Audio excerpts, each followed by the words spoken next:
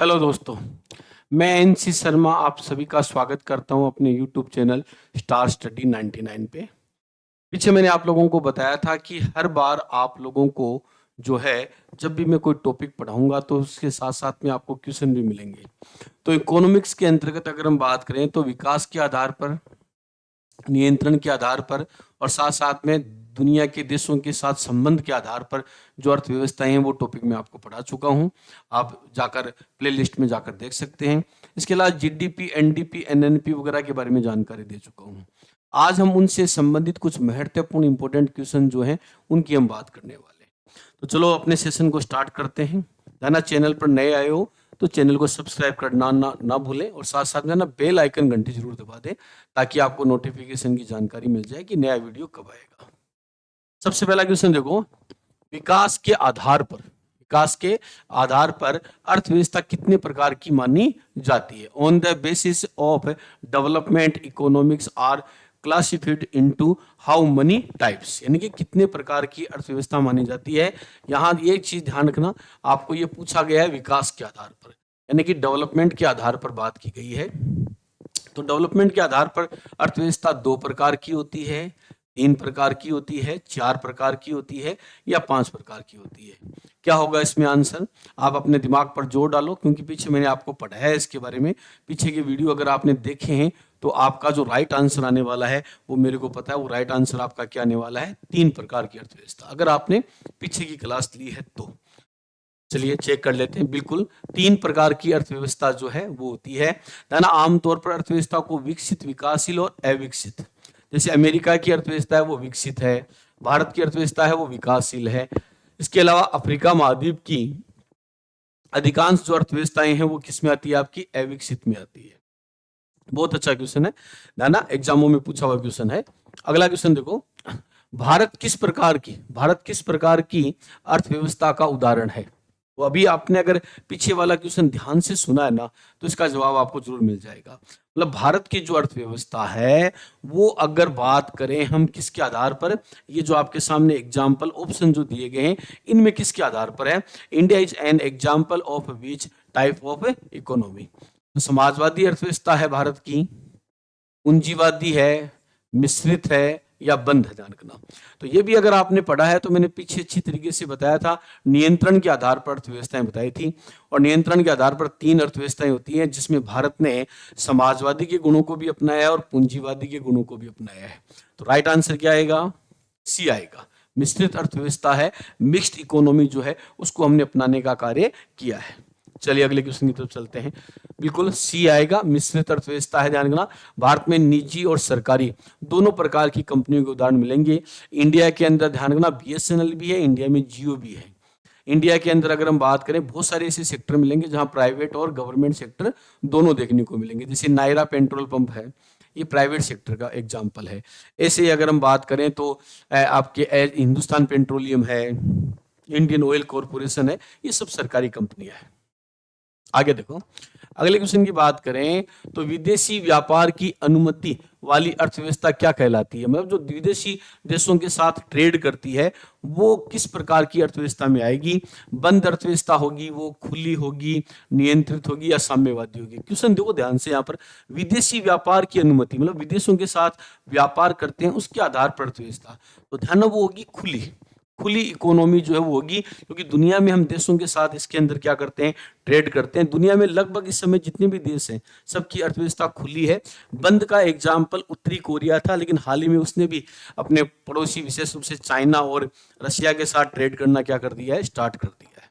बिल्कुल खुली अर्थव्यवस्था इसके अंदर आएगा, आयात और निर्यात की अनुमति इसके अंदर होती है। आगे देखो, जीडीपी का पूर्ण रूप क्या है? ये बहुत अच्छा क्वेश्चन है। देना जीडीपी, जिसको हम हिंदी में बोलते हैं सकल घरेलू उत्पाद के नाम से जानते हैं, तो इसको अंग्रेजी में पूरा नाम क्या? फुल फॉर्म कई बार एग्जाम में आ जाती है। तो ग्रोस डोमेस्टिक प्रोडक्ट है, जनरल डोमेस्टिक प्रोडक्ट है, ग्लोबल डेवलपमेंट प्रोडक्ट है या ग्रोस डेवलपमेंट प्रोडक्शन है? इसमें क्या आंसर आएगा? तो अगर आपने लास्ट जो वीडियो देखा है मेरा जिसमें मैंने जीडीपी, एनडीपी, एनएनपी इन सब के बारे में डिटेल में जानकारी दी है, तो वो वीडियो अगर आपने देखा है तो आप तुरंत क्या करोगे? आप तुरंत ये करोगे, ग्रोस डोमेस्टिक प्रोडक्ट करोगे, सकल घरेलू उत्पाद जो है वो आंसर करोगे। ठीक है, आगे देखो, बिल्कुल ग्रोस डोमेस्टिक प्रोडक्शन, ना किसी देश की सीमाओं के अंदर, किसी देश की सीमाओं के अंदर एक वर्ष में उत्पादित अंतिम वस्तुओं का जो मूल्य होता है वो क्या कहलाता है? आपका जीडीपी कहलाता है। क्या कहलाता है? आपका जीडीपी कहलाता है। फिर देखिए, जीडीपी में किसका मूल्य शामिल होता है, यानी कि किसका मूल्य इसमें शामिल किया जाता है? अंतिम वस्तुओं व सेवाओं का, केवल कृषि का, केवल उद्योगों का, या केवल सेवाओं का? जरा अनुमान लगाओ, आइडिया लगाओ अपने दिमाग में कि इसका आंसर क्या होना चाहिए। पीछे अगर आपने पढ़ा है तो बेझिझक आप तुरंत इसका आंसर कर दोगे। तो आप लोगों को बता दूं, जीडीपी में किसका मूल्य शामिल होता है? तो किसी देश के अंदर निवास करने वाले जो लोग होते हैं, वो जो भी धाना उत्पादन करते हैं, जो भी वो सेवा देते हैं, उसका अंतिम मूल्य। तो राइट आंसर क्या है यहाँ पर? ए, अंतिम वस्तुओं और सेवाओं का मूल्य इसमें शामिल जो है वो होता है। ध्यान रखना, बिल्कुल ए आंसर सही है। अंतिम वस्तुओं और सेवाओं का जो मूल्य है वो शामिल होता है। डबल काउंटिंग से बचने के लिए ध्यान रखना, फाइनल जो गुड्स एंड सर्विस है उन्हीं को इसमें काउंट किया जाता है। अगला देखो, एनडीपी प्राप्त करने के लिए जीडीपी में से क्या घटाते हैं? मतलब आपको जीडीपी में से क्या घटाओगे तब आपको क्या मिल जाएगा? एनडीपी जो है वो मिल जाएगा। तो सबसे पहले कर है, सब्सिडी है, मूल्यह्रास है, या आयात है?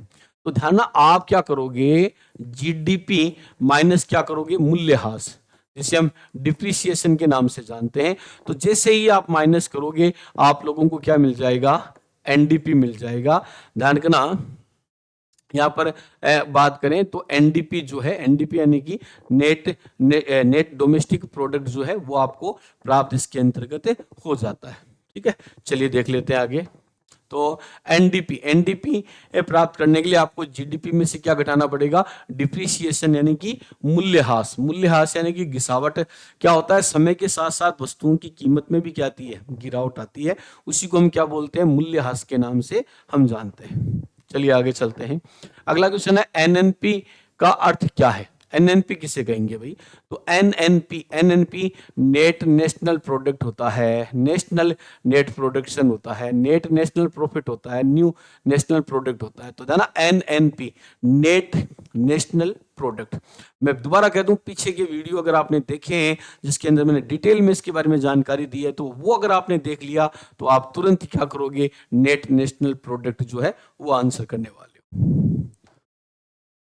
ना नेट नेशनल प्रोडक्ट जो है वो इसमें क्या जाएगा? आंसर आ जाएगा देश की कुल राष्ट्रीय आय का शुद्ध रूप, यानी कि देश के अंदर जो भी उत्पादन करते हैं उसका जो शुद्ध राष्ट्रीय रूप होता है वो इसके अंतर्गत इन्वॉल्व किया जाता है। ये देखो, जीडीपी माइनस क्या किया आपने? डिप्रिसिएशन किया, तो क्या आ जाएगा? अभी तुम लोगों को मैंने बताया, जीएनपी आएगा, एनडीपी आएगा, एनएनपी आएगा, या एनआई आएगा? लगाओ आइडिया। बिल्कुल जस्ट अभी पीछे मैंने आप लोगों को इसके बारे में बताया है, तो आप देखते इसका आंसर समझ जाओगे कि क्या आने वाला। जब जीडीपी में से मूल्यह्रास को हम घटाते हैं तो क्या आएगा? जीएनपी आएगा, एनडीपी आएगा, एनएनपी आएगा, या एनआई आएगा? चलिए देखते हैं, आपने आइडिया लगा लिया होगा आंसर का। ये लीजिए, एनडीपी नेट डोमेस्टिक जो प्रोडक्ट है वो इसके अंतर्गत आपका शामिल आ जाएगा। मूल्यह्रास घटाने के बाद में नेट डोमेस्टिक प्रोडक्ट जो है वो इसके अंदर शामिल होता है। फिर देखो, जीएनपी का सूत्र क्या है? जीएनपी आप कैसे निकालोगे? ध्यान ना, तो आप जीडीपी में क्या करोगे? Net factor income from abroad, यानी कि विदेशों से होने वाली इनकम को इसमें क्या कर दोगे? जोड़ दोगे। जीडीपी में से मूल्यह्रास को क्या कर दोगे? घटा दोगे। जीडीपी में से किसको घटा दोगे? टैक्स को घटा दोगे। और जीडीपी में से किसको जोड़ दोगे? सब्सिडी को जोड़ दोगे। तो पीछे मैंने इसके बारे में डिटेल में आप लोगों को बता रखा है कि किस प्रकार से आप जीएनपी निकाल सकते हैं। तो आप लोगों के दिमाग में आ गया होगा आंसर क्या होने वाला है। इसके अंदर क्या होता है, हमारे देश के अंदर जो सकल घरेलू उत्पाद यानी कि ग्रोस डोमेस्टिक जो प्रोडक्ट है उसके अंदर विदेशों से होने वाली जो इनकम है उसको हम क्या कर देते हैं? जोड़ देते हैं। Net factor income from abroad. तो धना शुद्ध जो आय है वो जोड़ने पर हमें क्या मिल जाती है? आपकी जीएनपी मिल जाती है। ध्यान रखना, भारतीय लोग विदेशों में खूब काम करते हैं, हमारे देश में भी विदेशी काम करते हैं, लेकिन हम जो विदेशों से पैसा कमाते हैं वो ज्यादा है। तो हमेशा ये हमारे फेवर में रहता है, हमारा ये जो है वो प्लस ही होगा। ध्यान रखना, ठीक है। फिर देखो, क्लोज इकोनॉमी में क्या नहीं होता है? जो बंद अर्थव्यवस्था होती है उसमें क्या नहीं होता? उसमें आयात, उत्पादन, उपभोग या निवेश। क्लोज का मतलब होता है ना तो इंपोर्ट करते हैं और ना एक्सपोर्ट करते हैं, ना किसी से खरीदेंगे ना बेचेंगे। कुछ वर्षों तक उत्तरी कोरिया इसी प्रकार की इकोनॉमी का एग्जाम्पल था।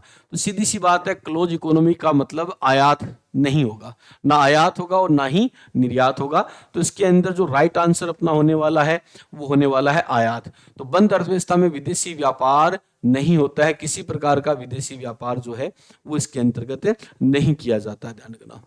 फिर देखो, पर कैपिटा इनकम कैसे निकाली जाती है, यानी कि प्रति व्यक्ति की इनकम कैसे निकाली जाती है। ध्यान, भारत में प्रति व्यक्ति इनकम सबसे ज्यादा गोवा राज्य के लोगों की और सबसे कम कहाँ के लोगों की है, आपके बिहार के लोगों की। तो पर कैपिटा इनकम कैसे निकाली जाती है, तो पूरे देश की राष्ट्रीय आय और पॉपुलेशन, ठीक है, जीडीपी बट्टा एरिया, इनकम बट्टा टैक्स और प्रोडक्शन बट्टा लेबर। तो ये बहुत इजी है, ध्यान रखना। किसी देश के अंदर जो टोटल जनसंख्या है, यानी कि जो पॉपुलेशन है, और उस देश की इनकम, तो इनकम ऊपर आ जाएगी और पॉपुलेशन क्या आ जाएगी, नीचे आ जाएगी। जब भाग वगैरह हम देंगे तो हमें क्या निकल आएगी, पर कैपिटा इनकम जो है वो निकाल सकते हैं। तो इसमें राइट आंसर क्या आने वाला है, ए आने वाला है। नेशनल इनकम पॉपुलेशन जो है वो ध्यान, प्रति व्यक्ति औसत आय को दर्शाती है, ध्यान रखना। और इसके अंदर जो पहले वाला आंसर वो मैंने आपको बता ही दिया। अगला है, विकासशील अर्थव्यवस्था का उदाहरण कौन सा है, मतलब कौन सा इनमें से देश है जो विकासशील का उदाहरण है। विकासशील वो अर्थव्यवस्था होती है जिसका विकास अभी हो रहा है, जिसका विकास अभी हो रहा है वो विकासशील अर्थव्यवस्था होती है। तो ये अमेरिका है, जर्मनी है, इंडिया है, जापान है, इनमें से कौन सा आने वाला है। तो पीछे अगर आप लोगों ने वीडियो देखे तो मैंने बहुत अच्छी तरीके से आप लोगों को समझाया था कि भारत जो है वो एक विकासशील अर्थव्यवस्था है जिसका लगातार विकास हो रहा है, जिसकी जीडीपी की दर भी सबसे ज्यादा है, ध्यान रखना। तो इसका राइट आंसर क्या आने वाला है, इंडिया। ना भारत को अभी हम डेवलपिंग इकोनॉमी मानते हैं, यानी कि अभी विकास जो है वो ये कर रही है। तो देखो, राष्ट्रीय आय का आंकलन भारत में कौन करता है, ना देश की जो राष्ट्रीय आय है, इनकम है, वो किसके द्वारा अनुमानित की जाती है। आरबीआई है, फाइनेंस मिनिस्ट्री है, एनएसओ है, या नीति आयोग है। इनमें से कौन सी एजेंसी है जो ध्यान राष्ट्रीय आय और पर कैपिटा इनकम वगैरह की आंकड़े निकालती है। तो यहाँ पर ध्यान रखना, आंसर आने वाला है एनएसओ आने वाला है। एनएसओ की अगर हम बात करें तो आप लोगों को बता दूं, इसका पूरा नाम है national statistical office. National statistical office आधिकारिक आंकड़े यही जारी करने का कार्य करता है। तो याद रखना, एनएसओ जो है वो करता है ये कार्य। फिर देखो, सरकार द्वारा नियंत्रित अर्थव्यवस्था, सरकार द्वारा नियंत्रित अर्थव्यवस्था जिसमें सरकार कंट्रोल करती है, कौन सी है, पूंजीवादी है, समाजवादी है, मिश्रित है, या खुली है। तो आप लोगों को बता दूं, जिस पर सरकार कंट्रोल करती है वो क्या होती है, आपकी समाजवादी होती है। और अगर नहीं समझ में आ रहा है कोई भी पॉइंट की सर ने ये आंसर क्यों बताया, तो पीछे की वीडियो जाकर देख लो, ना इकोनॉमिक्स की मैंने प्लेलिस्ट बना रखी है, उसके अंदर जो भी मैं आपको क्वेश्चन करवा रहा हूँ पढ़ाए हुए मैटर में से करवा रहा हूँ। तो वो अगर आपने देखा है तो आराम से आप कर सकते हो। बिल्कुल समाजवादी अर्थव्यवस्था जो है इसका आंसर होगा। तो संसाधनों पर पूरा कंट्रोल किसका होता है, सरकार का होता है। जैसे रूस है, चीन है, वहां पर यही व्यवस्था जो है वो अपनाने का कार्य किया गया है। फिर देखो, भारत में निजी प्लस सरकारी क्षेत्र साथ क्यों चलते हैं, क्या कारण है कि भारत में ध्यान, निजी सेक्टर की कंपनियां और सरकारी सेक्टर की कंपनियां दोनों एक साथ में कार्य करती हैं। क्योंकि भारत में समाजवादी व्यवस्था है, भारत में मिश्रित अर्थव्यवस्था है, भारत में पूंजीवादी है, भारत में बंद अर्थव्यवस्था है। क्या आएगा इसके अंदर, तो आप लोगों को बता दूं, ये जो खूबियां होती है ना, ये होती है मिक्स्ड इकोनॉमी में, जिसमें सरकारी और प्राइवेट सेक्टर दोनों को स्थान दिया जाता है।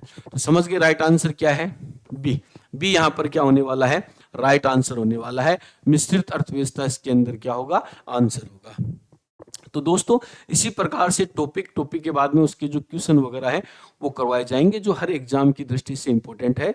तो चैनल से जुड़े रहना और साथ साथ में चैनल को सब्सक्राइब करना बिल्कुल ना भूलें, क्योंकि ताकि वीडियो की जो जानकारी है वो आप लोगों को रेगुलर मिलती रहे। जय हिंद, जय भारत, फिर मिलेंगे।